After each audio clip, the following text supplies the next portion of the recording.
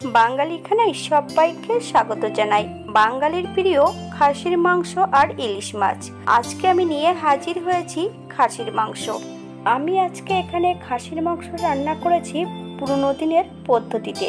তবে আমি আজকে এখানে কিভাবে মাংস রান্না করলাম এত তেল মশলা কম দিয়ে, চলুন সেটা একবার দেখে নেওয়া যাক ভিডিওর মাধ্যমে। আজকে রান্না করব খাসির মাংস। 600 গ্রাম মাংস নিয়ে নিয়েছি। মাংসগুলোকে ঈষৎ উষ্ণ গরম জল দিয়ে বেশ পরিষ্কার করে ধুয়ে নিতে হবে। মাংস ধোবার পর ভালো করে জল ঝরিয়ে নিতে হবে। এই পর্যায়ে 3টে আলু বেশ নুন হলুদ দিয়ে ভেজে নিতে হবে। আপনারা যদি আলু পছন্দ করেন তাহলে পরিমাণে বাড়িয়ে দিতে পারেন।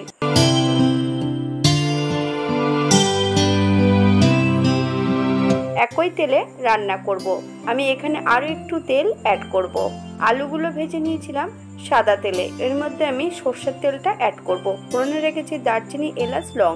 ফোড়ন থেকে সুগন্ধ বেরোলে 4টে মিডিয়াম সাইজের পেঁয়াজ বেশ সরু করে কেটে অ্যাড করতে হবে। এই পর্যায়ে অ্যাড করব 1 চামচ নুন। বেশ ভালো করে পেঁয়াজটা ভেজে নিতে হবে।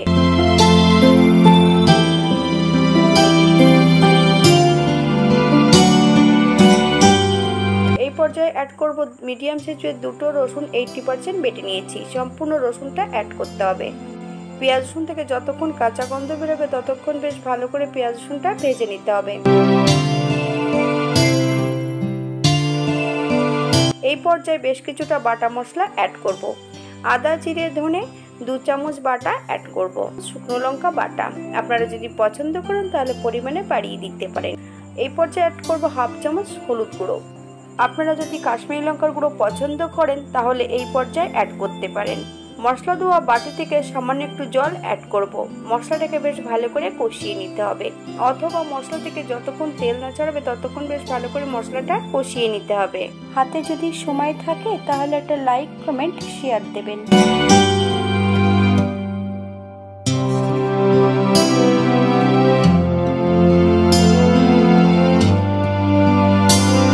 মশলা থেকে তেল ছেড়ে দিয়েছে। এই পর্যায়ে জল ঝরানো সম্পূর্ণ মাংসগুলো অ্যাড করব। হাই ফ্লেমে 2 থেকে 3 মিনিটের মতো মাংস দিয়ে মশলার সহ বেশ ভালো করে নেড়ে চেড়ে নিতে হবে। কম তেল মশলায় ঘরোয়া রান্না আপনাদের যদি পছন্দ হয় তাহলে চ্যানেলটি সাবস্ক্রাইব করে দিয়ে পাশে থাকবেন। পাশে থাকা বেলটি বাজিয়ে দেবেন, নইলে নিত্য নতুন রান্নার নোটিফিকেশন পাবেন না।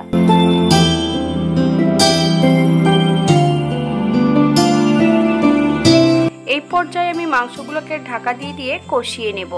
আপনারা আপনাদের সুবিধা মতন মাংসগুলো কষিয়ে নিতে পারেন।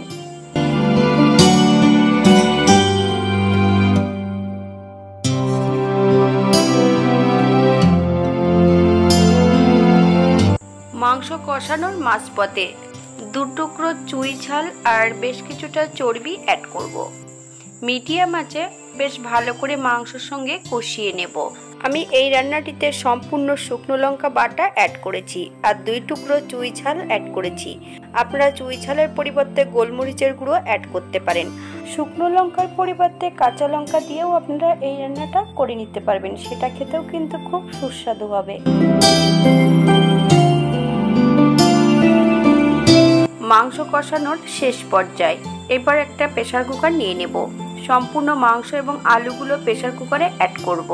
আমি সম্পূর্ণ মাংসটা কষাতে সময় নিয়েছি 30 থেকে 35 মিনিটের মতো। আপনাদের এর থেকে হয়তো কম বেশি সময় লাগতে পারে। এই পর্যায়ে 2 কাপ ঈষৎ উষ্ণ গরম জল অ্যাড করতে হবে। হালকা হাতে নেড়ে চেড়ে বেশ ভালো করে মিশিয়ে দেব। প্রেসার কুকারের ঢাকা দিয়ে 4টে কি 5টা প্রেসার কুকারে হুইসেল দিয়ে নিলেই হবে। 10 মিনিটের জন্য প্রেসার কুকারটাকে স্ট্যান্ডিং টাইম দিতে হবে।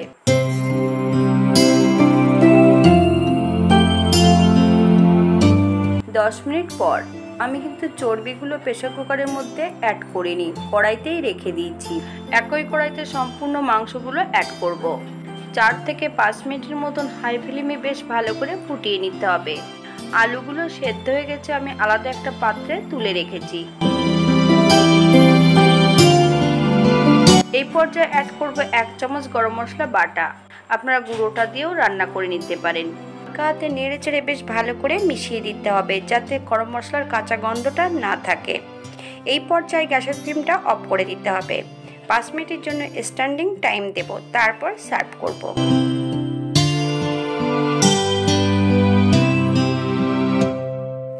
এটা দেখতে যেমন ভারী সুন্দর হয়েছে, এটা গরম ভাতে, রুটি, পরোটা সব কিছুর সঙ্গে অসম্ভব ভালো লাগবে।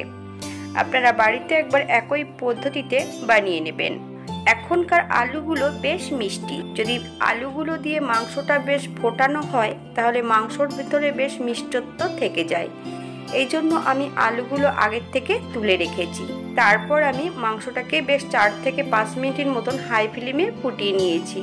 আমি এই পর্যায়ে চালমগজ বা কাজু বাদাম বাটা অ্যাড করিনি, আপনারা যদি পছন্দ করেন অ্যাড করতে। আজকের ভিডিওটি এই পর্যন্ত। সবাই সুস্থ থাকবেন, ভালো থাকবেন।